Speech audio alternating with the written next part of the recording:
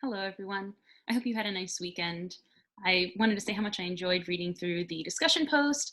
I also enjoyed looking at your responses on Thursday. Some of you asked some really interesting questions, so I was excited to see that you were thinking a lot about some of the different concepts, whether that was helium balloons or how pressure would impact the sound. So I hope that you're enjoying this.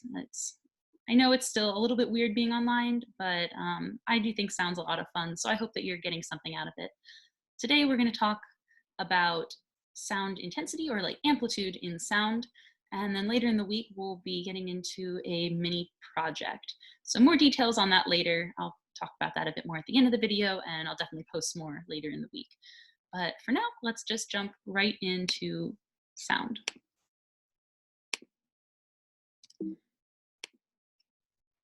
So when we talk about how loud something is, when we're using a formula or using equations for physics, what we're talking about loudness is really intensity of sound.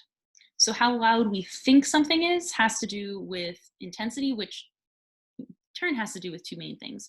First of all, the power of the source. So someone yelling versus someone whispering, and that makes a lot of sense. So the more power that the person is using to make the sound wave, the greater perceived loudness that there's going to be. And the second one is how close you are to them. So if you're standing right next to someone versus standing a mile away from them, that perceived loudness is going to be very different. So those two things impact intensity. And the thing is, though, with loudness, the reason that it's kind of interesting and a little bit weird that we want to talk about it is that sound intensity level is measured on a logarithmic scale. So the perceived loudness that we hear is a lot less than the actual increase in intensity. It's not a linear scale. So as the intensity gets bigger, the amount of change that we notice doesn't increase by that much. So we need a really big difference in sound for human ears to be able to notice that difference. So for that reason, we have a different scale, and that scale is measured in decibels. So just want to talk through a little bit about how that works.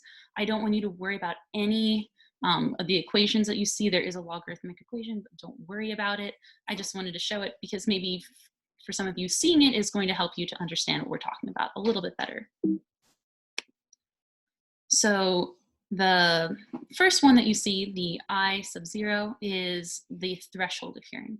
So with decibels, the lowest measurement on the decibel scale is that lowest possible thing that human ears can typically pick up. So for the average human, that is an intensity of 1 times 10 to the negative 12 watts per meter squared. And then the equation that we use to calculate sound intensity level in decibels is what you see below that, 10 decibels times log. Don't worry about that. We'll talk through with the next slide, but as you can see, there's a logarithmic scale. So as the intensity increases, we are not going to notice that difference as much as it's actually changing. And hopefully, again, the next slide will help explain that a little bit better. Let's skip this actually. So here we have a threshold or a chart of different sounds and how that changes. So the first thing, the capital beta, that is the decibel level. So that's what, for all intents and purposes of us caring about it, that's what we notice. So you can see that from the very softest sound that a person can possibly hear, which is 0 decibels, up to a person breathing 3 meters away from you is 10 decibels, and then a whisper would be 20. But for each 10 that the 10 decibels is increasing, you can see that the actual intensity is increasing by a factor of 10. So to go from one thing to the next in the level that we're hearing, you add 10, but the actual intensity is being multiplied by 10. So if we're going up 20 decibels, it's actually 100 times more intensity. To go up 30, it's 1,000 times more intensity. So all the way up to like the highest noise or the loudest noise we can hear without causing us pain, which would be 130 decibels. That's going to be 13 steps, so 10 to the 13 times more intensity. So I wanted to just to show you that as far as amplitude goes, this measurement is a little bit weird.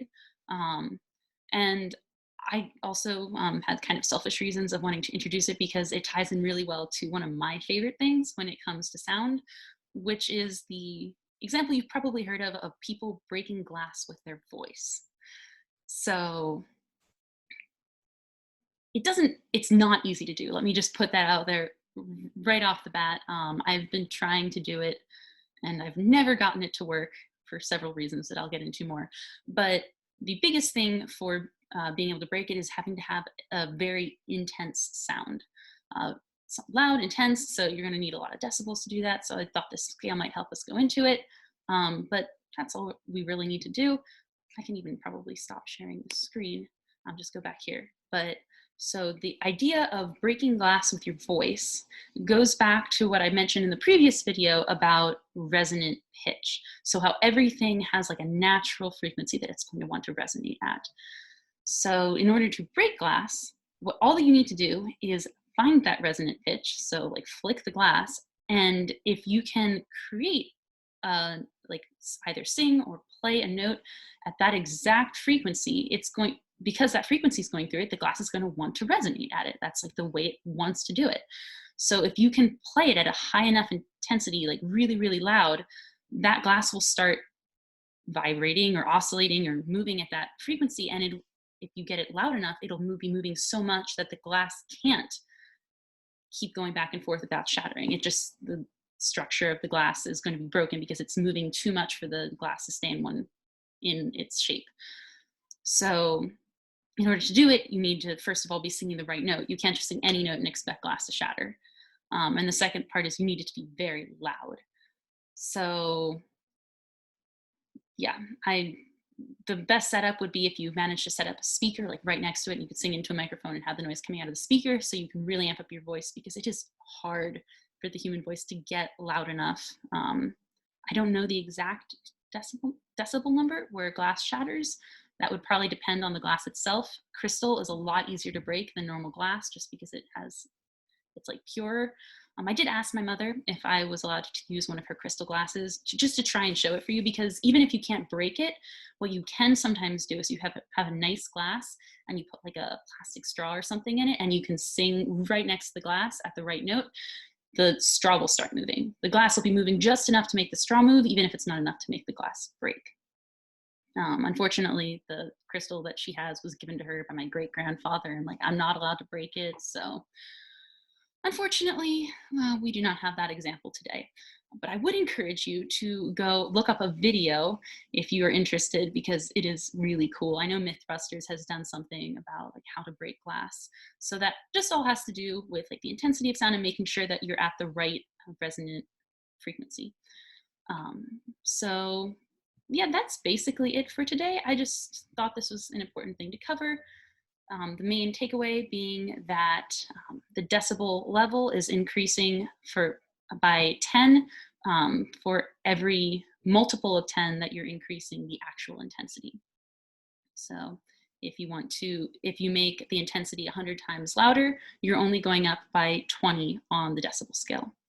And the decibel is basically designed for us and what is comfortable for us to hear. So that's why 0 is the lowest thing we can possibly hear. And then when you're going up over 100, it starts to be loud enough to hurt our ears. So that's it for decibels.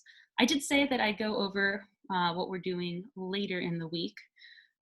So probably Wednesday, you'll see a post about a mini project.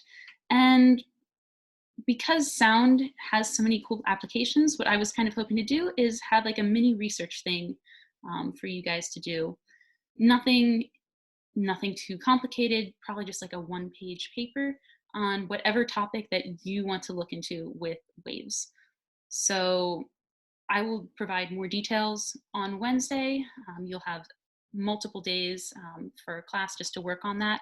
But just so you can start thinking now, like what topics kind of interest you, because I just really want you to have the freedom to look more in depth into the things that pique your interest the most. So you can expect that for later in the week. But that is all for today. Thank you for tuning in as always, and I will see you later. So goodbye.